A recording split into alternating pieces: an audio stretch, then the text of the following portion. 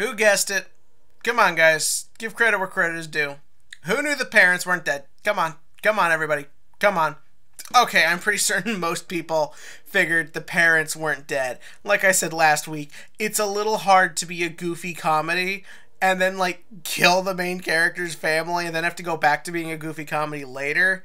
So, yeah, the parents aren't dead.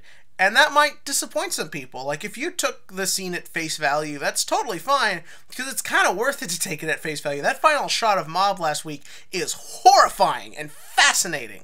So to see it, like, kind of just not really be a thing, or be a thing but kind of be a little bit different than what we were expecting or hoping for, yeah, I could totally understand why you might be a little let down. Fortunately, I was not, because the following scene is fantastic, the highlight of the episode. Like, can we just talk about Dimple for a minute and just the fantastic arc Dimple has had this season? When Dimple showed up, you assume he's just going to be the crude humor, you assume he's kind of the parody on the sort of sidekick animal mascot thing you see in so many shonens. But no, he actually starts out as this kind of selfish guy who just wants to use Mob for his own advantage. But like so many other characters in this show, he is allowed to have his redemption. He is allowed to become a better person. Like that idea that being around Mob just kind of makes you want to be better as you are inspired by him bettering himself. That was really great, and seeing it culminate in the way Dimple calms him down, the way he sort of brings him down and thinks of a plan really quickly, it's a fantastic little bit, and it doesn't really overemphasize any of you. It's still the burning fire, Mob is still mad, Dimple is still panicking, but it really just conveys everything within those constraints perfectly, and I really did love the scene. I also love what it leads to. I love Mob going after the criminals, and I like that idea that when Mob goes after the criminals, you sort of feel like he's still unstable. This isn't the Mob we know and love. This isn't the Mob who wants to help people or to gain better control of his powers. This is Mob on the fringe. He may not believe his parents are dead, and I feel like part of the reason he so goes with what Dimple is saying because he doesn't want to believe it.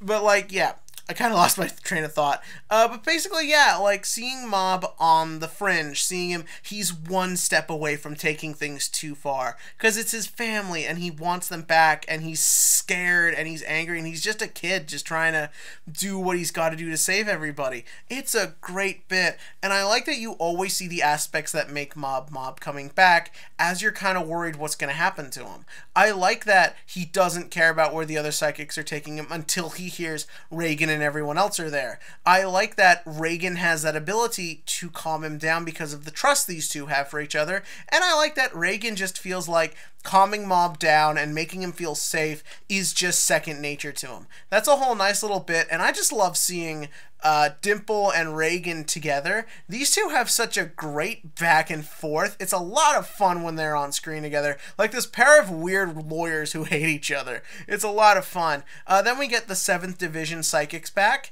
and what I loved about this whole scene is it goes back to what is sort of the point of Mob Psycho 100, that everyone can better themselves. Everyone can redefine who they are and strike out and make a path for their own.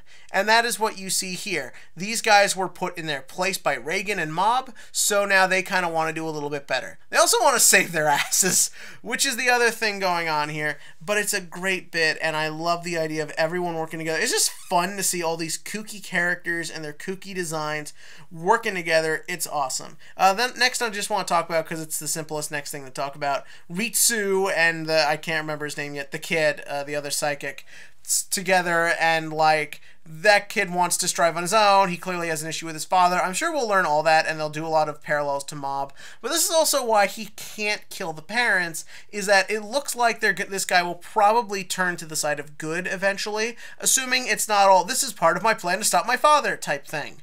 Actually, I think they might have said that. I think we might already know that part. But no, what I liked about this whole thing is you can't do that if he kills the main character's parents. Like, you can't get the audience to then be on his side. So that's why he can't do it. But also I like the fact that you get a sense of just what this kid is about from just one scene, and that is he is against his father. Rather, it's because he's good or bad, we'll learn. I like his back and forth with Ritsu. It's a great bit, and yeah, I've seen the parents get a free hotel trip. Like, I've seen that bit before, but it's fine. It's what you need for a scene like this. Then we move on to what was actually not so great.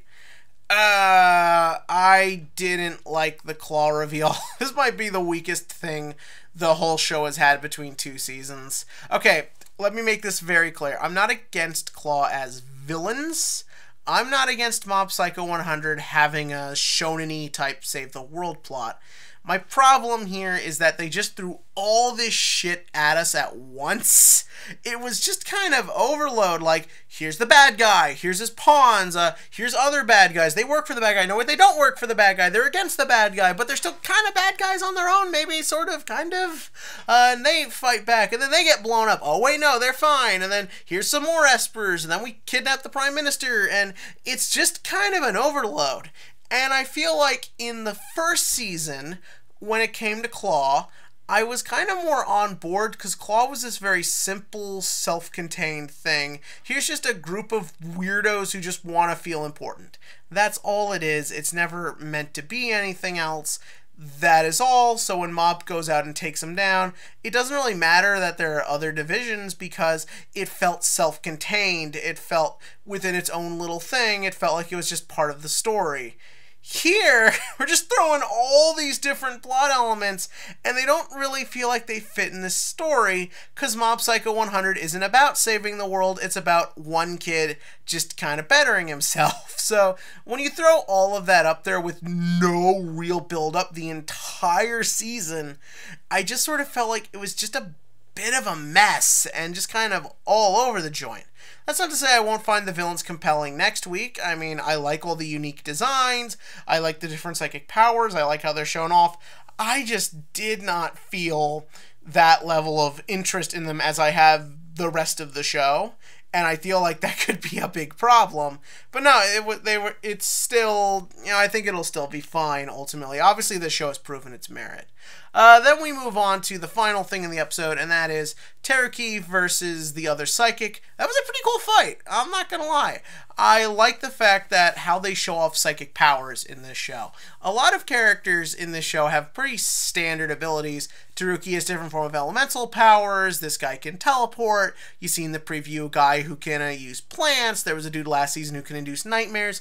These are all fairly standard in these sorts of shows, but what separates Mob Psycho 100 from everything else is there's a uniqueness to how everything is shown off. There's a fun inventiveness to how it's shown off, and there's also a very fast-paced way it's presented. The unique animation style allows for you to see so many crazy aspects of things in action that you never have that moment to feel like you're being shown the same thing. You never have that scene where it's like, oh, I know this, because you're just like, holy shit, holy shit, holy shit, what's coming next? This is awesome!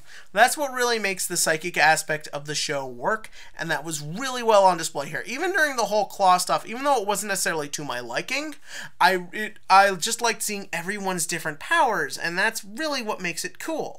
So, ultimately, yeah, we kind of had a weak middle part, but the beginning and end, I thought, were more than worth it. In the comment section below, give me your thoughts on this week's episode of Mob Psycho 100, where you think the story's going. Would you have actually liked it if Mob's parents were dead, and see where things could have gone from there? That's a weird thing to say.